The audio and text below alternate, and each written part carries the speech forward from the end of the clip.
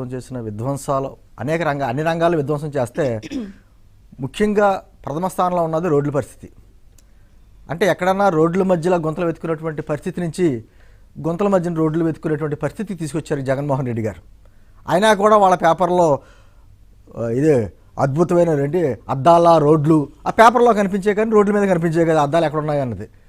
అటువంటి పరిస్థితి నుంచి ఈ రోజున ఎప్పుడైతే 2024 జూన్ 12వ తారీఖున ఈ ప్రభుత్వం ఏర్పడిందో, ఒక చెప్పాలంటే రేపొద్దున మనం నూతన ఆంగ్ల సంవత్సరాది అంటాం కదా, లేదు ఉగాది వచ్చినప్పుడు తెలుగు సంవత్సరాది కూటమినామ సంవత్సరం ఏర్పడింది. ఆ రోజు నుంచి మొదలు ఈ రాష్ట్రాన్ని ఏ విధంగా అభివృద్ధి దిశలోకి తీసుకెళ్లాలి అనేటువంటి ముఖ్య ఉద్దేశంతో ఈరోజు పారిశ్రామికవేత్తలను ఆహ్వానిస్తున్నాం. అనేక మంది రాష్ట్రం వైపు చూస్తున్నారంటే వాళ్ళకి తగినటువంటి ఏర్పాట్లు చేయాలి. అదే సందర్భంలో రాష్ట్రంలో ఉన్నటువంటి మీరు అన్నట్టు ప్రగతికి రథచక్రాలు అంటారు, రోడ్లు చూసిన బట్టే ఉంటుంది. అయితే అటువంటి రోడ్ల పరిస్థితిని మళ్ళీ సంక్రాంతి సమయానికి ముందు గుంతలన్నీ పూడ్చి ఒక విధమైనటువంటి కార్యక్రమం పల్లె పండుగ తీసుకెళ్లాలనే ఉద్దేశంతో మేము ఒక ప్రణాళికబద్ధంగా మేము ముందుకెళ్తున్నాం. విజయచంద్ర గారు ప్రభుత్వ లెక్కల ప్రకారమే వాళ్ళ ఉన్న వెబ్సైట్లోనే 2019-24 మధ్యన 1,10,210 యాక్సిడెంట్లు జరిగినాయండి. దాంట్లో మరణాల సంఖ్య 45,278.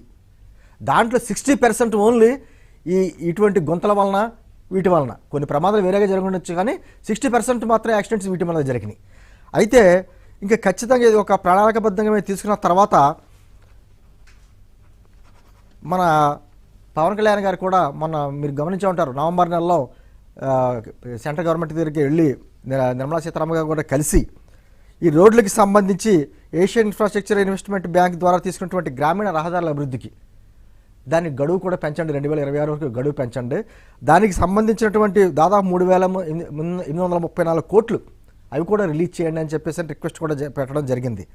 విజయచంద్ర గారు మేము దాదాపు 19,911 కిలోమీటర్ల మేర ఈ గుంతలు పూడ్చాలనేటువంటి ఒక లక్ష్యంగా చేసుకుని ఆల్రెడీ 11,000 కిలోమీటర్లు మీరు చెప్పినట్టు పూర్తయినాయి 50 రోజుల్లో.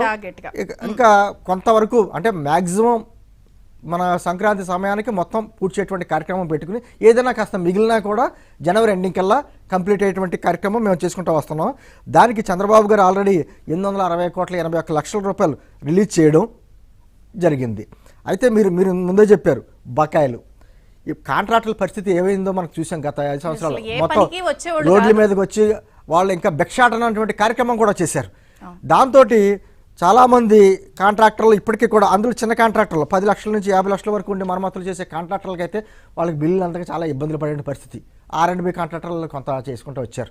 ఇదే సందర్భంలో ఈ గ్రామీణ రోడ్లు పట్టణ రోడ్లే కాకుండా ముఖ్యంగా అక్కడ మన డోలీ మోతలైనటువంటి రాష్ట్రంగా ఏర్పరచాలని గిరిజన గ్రామాలకు సంబంధించి